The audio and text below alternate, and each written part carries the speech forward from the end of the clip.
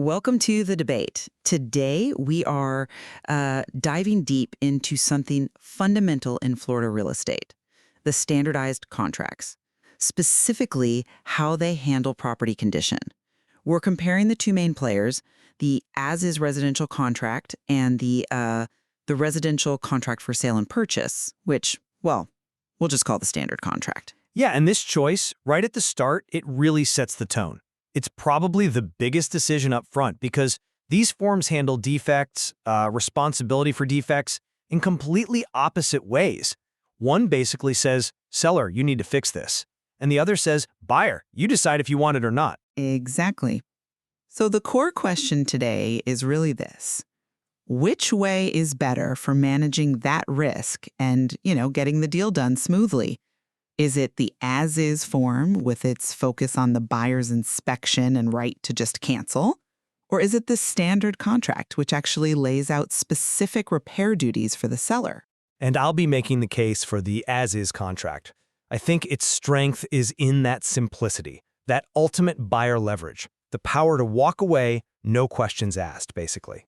It just cuts through the potential arguments about repairs, right? And I'm going to argue that the standard contract, precisely because it defines and compels the seller to deal with certain repairs, offers a more balanced approach. It actually pushes the deal towards closing by focusing on fixing problems, not just hitting the eject button. Okay, so my view is that the standard contract's real strength, its superiority, comes from making certain things mandatory. It's built to actually solve problems and close deals. It clearly spells out the seller's financial responsibility for basically three key things: general repair items, treating and repairing damage from wood-destroying organisms, WDO, and the costs for closing out open permits. And crucially, it puts a cap on these costs, usually 1.5% of the price for each category if left blank. This whole structure, it's designed to stop deals falling apart over, necessary fixes, whether it's a leaky pipe or termite damage. The responsibility is clear from the start, so everyone focuses on the fix, not the fight. See, I see that structure completely differently. I don't think it brings certainty, I think it actually invites disputes. All that talk about mandatory repairs and limits, that's often where deals get stuck, because the standard contract inherently makes you argue about, well, is the repair good enough? Was it really necessary? What happens if the cost goes over the limit? The as-is contract, on the other hand, just simplifies everything. It puts the power squarely in the buyer's hands with that sole discretion right to terminate during the inspection period. No haggling over repair quality. If the buyer isn't happy, could be anything really, they just terminate, get their deposit back, simple. If they don't terminate by the deadline, okay, then they've accepted the property's condition, warts and all. The seller gives no warranties. It's transparent, right? The price reflects what you see, and the buyer has the ultimate out. That feels like faster certainty to me. Faster, maybe, but I'd argue it's a bit of a head-in-the-sand approach. That ultimate out means serious issues, things affecting the structure or legality of the property, can just be ignored if the buyer decides to proceed anyway. Or maybe they don't fully grasp the implications. The real difference here is about setting a minimum standard versus just saying take it or leave it. Okay, let's dig into that, defining the property condition. With the as-is contract, it's pretty straightforward. The seller only has to keep the property in the same condition it was in when the contract was signed. That's the as-is maintenance requirement. It's like taking a snapshot, one clear benchmark. A benchmark, yes. But is it enough when you're buying potentially the biggest asset of your life? I don't think so. The standard contract goes into necessary detail here. It defines working condition, spelling out critical systems: heating, cooling, electrical, plumbing, the roof has to be structurally sound, and so on. And just as importantly, it separates those functional things from purely cosmetic conditions. Minor cracks, scuff marks, things the seller isn't on the hook for. That specificity, well, it drastically cuts down on arguments about what the seller actually needs to maintain up until closing. But does it really cut down on arguments? I mean, seriously, that whole process of defining working condition just seems ripe for conflict. The standard contract even plans for disagreement. If the buyer's inspector and the seller's inspector don't see eye to eye, what happens? You have to bring in a third inspector whose opinion is binding? Come on, we all know how hard it is to schedule one inspection, let alone coordinate 3 and deal with potentially conflicting reports just to argue over whether a faucet drips or how old the AC unit is. That sounds like a recipe for massive delays and extra costs right in the middle of everything. The as-is approach avoids that whole mess. Inspect, decide, accept the risk, or walk. Cleaner. Cleaner, maybe, but it potentially leaves the buyer holding a very expensive bag. And that brings us to the mandatory repairs and the cost limits. This is where the standard contract really offers protection, especially for ensuring the buyer gets a fundamentally functional home. If the inspection finds things that need fixing, and the cost is under that negotiated general repair limit, the seller has to fix them, period. It's a limited guarantee, yes, but it's a guarantee the ASIS contract completely lacks. But you're glossing over the limited part there. That limit, let's use your example, 1.5% on a, say, $350,000 house. Okay, that's what, $5,250 for general repairs? What happens if the inspection shows the whole HVAC system is shot and needs replacing for, I don't know, $15,000? Suddenly that 1.5% cap isn't protection, it's just an arbitrary ceiling on the seller's responsibility. And then the standard contract puts the buyer in a tough spot late in the game. Do they cough up the extra $10,000 themselves, pick and choose which repairs get done up to the limit, or just terminate the deal anyway? That's not certainty, that's pushing major unexpected risk back onto the buyer right when they thought they were covered. Okay, fair point on the limits sometimes being insufficient for major issues. But the limits do provide cost certainty for the seller, which helps keep deals together overall. But let's focus on where the standard contract really makes a difference. Critical structural and legal issues, things like wood-destroying organisms and open building permits.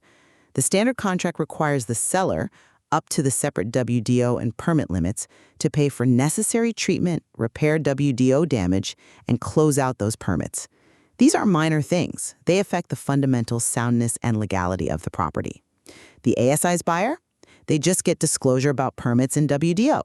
If there's a massive, unpermitted garage conversion costing, say, $20,000 to fix, the ASI's buyer has zero leverage to make the seller spend anything to sort it out. The standard contract forces the seller to handle their known liabilities before closing. That protects long-term value. Okay, I understand the principle, but think about the practical reality. If I'm that as-is buyer and I find that $20,000 unpermitted issue, boom, I know instantly I can walk away, cut my losses, end of story. Under the standard contract, now I'm potentially spending weeks getting quotes, maybe fighting over that third inspector, negotiating if the seller will even spend their, maybe $5,000 permit limit on a fraction of the real cost. It essentially drags the buyer into managing major repairs they never wanted to deal with and holds up closing indefinitely. Sometimes the speed and absolute clarity of the as-is exit ramp are worth more than that limited repair promise in the standard contract. But if the buyer proceeds under the standard contract and gets those repairs done, they get real defined protections. And that leads to the post-inspection situation. The standard contract is very specific. Repairs must be done in a good and workmanlike manner by an appropriately licensed person. The buyer doesn't officially accept the property condition until the seller meets this requirement. That gives the buyer actual recourse if the seller tries to, cut corners on the repairs. That's true. There's recourse if repairs are mandated. But look at the flip side, the ultimate finality in the as-is deal. Have you really considered the waiver language? Standard X in the as-is contract is stark. Once that inspection period is over and you close, the as-is buyer explicitly waives any claims against the seller for physical defects found later, except for basic disclosure stuff. That's a huge difference. The as-is deal is fundamentally about disclose, inspect, accept, or reject, and then it's done. It trades the right to demand repairs for that clean exit, and in doing so, it pretty much eliminates future fights over who missed what or whether a repair was done right. It's definitive closure. Of hidden risk to the buyer. That waiver means the buyer truly inherits everything, good, bad, or ugly, once that inspection window closes. The standard contract, by contrast, by mandating those repair standards and forcing the seller to have some financial skin in the game, For critical items like WDO and permits, it keeps a degree of seller responsibility alive through closing. It aims for a better final product, not just a faster exit. So to wrap up my view, the standard contract, I believe, offers a more balanced and ultimately constructive way to get a deal done on a property that's actually functional. It defines working condition. It makes sellers financially responsible, even if limited, for key issues like general repairs, WDO permits. This structure encourages fixing problems and closing the deal based on, well, a shared understanding and actual remediation, not just an escape hatch. And I'll stand by the ASS contract. Yes, it might seem harsher up front, but I think it delivers better flexibility and ultimately more clarity for everyone by taking repair arguments completely off the table. The standard contract forces negotiation, cost, quality, necessity, adding time, stress, complexity. The ASS contract gives the buyer that ultimate power, the sole discretion, to terminate during inspection. That's the cleanest way to manage risk.